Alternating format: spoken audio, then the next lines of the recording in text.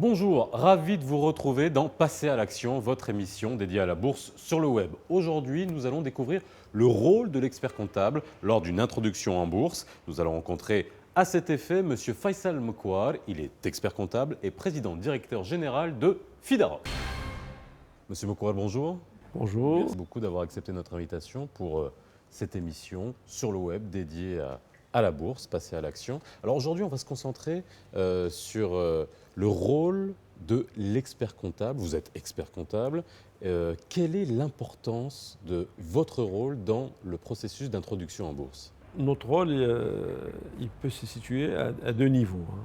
En tant qu'expert comptable, conseil de l'entreprise qui envisage de s'introduire à la bourse, hein, pour aller chercher du financement, parce qu'à travers la bourse, principalement, l'objectif, je dirais, de l'entreprise, c'est d'aller chercher un financement meilleur marché que le financement traditionnel à travers une banque.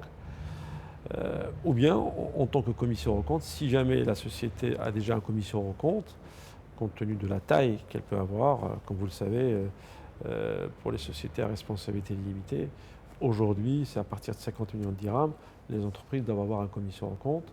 Pour les sociétés anonymes, quel que soit le chiffre d'affaires, en tant que société anonyme, elles doivent avoir un commission aux comptes. Alors, dans le cas du commission aux comptes, c'est relativement simple parce que, en fait, l'entreprise en question, elle doit présenter 3 exercices, ou 2 exercices, ou un exercice, en fonction des compartiments visés. 3 exercices avec une certification de ces états financiers. Bien entendu, le commission aux comptes aussi a un rôle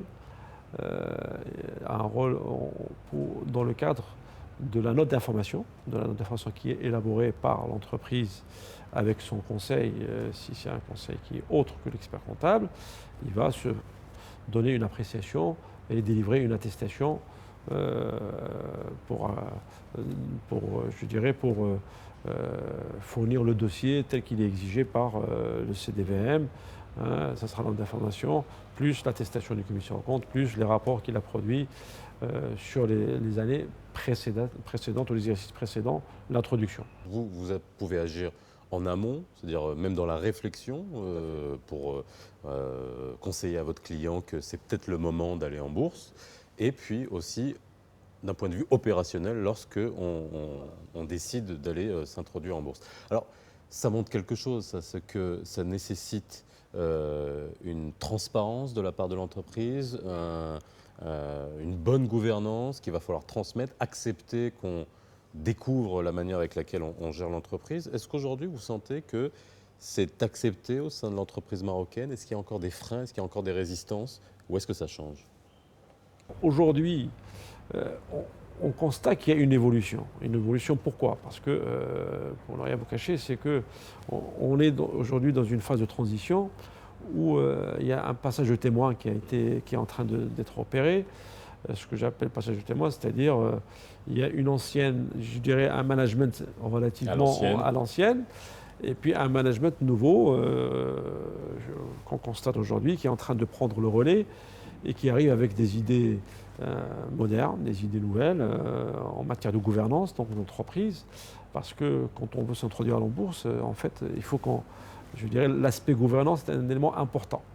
Hein, on ne peut plus diriger l'entreprise, je dirais, avec une concentration de l'ensemble des pouvoirs entre les mains d'une seule personne ou 2 personnes. L'entreprise familiale traditionnelle et classique n'a pas forcément ce réflexe d'avoir un contrôleur de gestion aux côtés de la direction générale ou du président. Par contre, dans une vision d'introduction en bourse, obligatoirement, on doit avoir un contrôleur de gestion. On doit avoir un monsieur, une dame qui est là pour justement réfléchir et accompagner l'entreprise dans cette vision, dans sa stratégie, dans son suivi des prévisions par rapport aux réalisations et apporter les analyses nécessaires. Alors pour conclure, en tant qu'expert comptable, d'un point de vue technique, est-ce que vous pourriez nous dire quels sont les avantages, on en a déjà parlé dans l'émission, mais c'est intéressant d'avoir votre point de vue en tant qu'expert comptable, les avantages des modes de financement alternatifs que représente la bourse par rapport au financement classique auquel font appel les entreprises, on va dire, de manière très spontanée?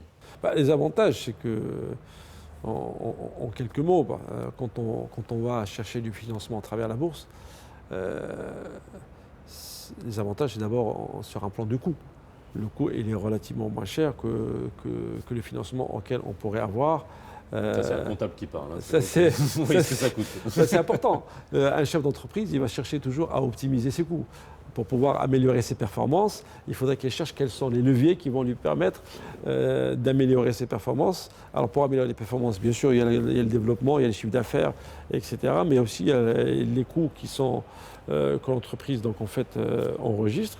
Et parmi les coûts, il y a le coût financier. Le coût financier, une société qui se développe a besoin de financement. Alors le financement traditionnel, ça nécessite un certain nombre donc, de contraintes. Il faut produire tout un dossier, etc. Ça ne veut pas dire qu'au niveau de la bourse, c'est facile, mais on peut avoir des financements, enfin un emprunt obligataire, on peut avoir des certificats d'investissement. Donc, ce qui nécessite, je dirais, à mon sens, moins de contraintes et un coût relativement meilleur, enfin je veux dire un coût meilleur par rapport à un financement traditionnel auquel on pourrait prétendre auprès du financement classique à travers un système bancaire.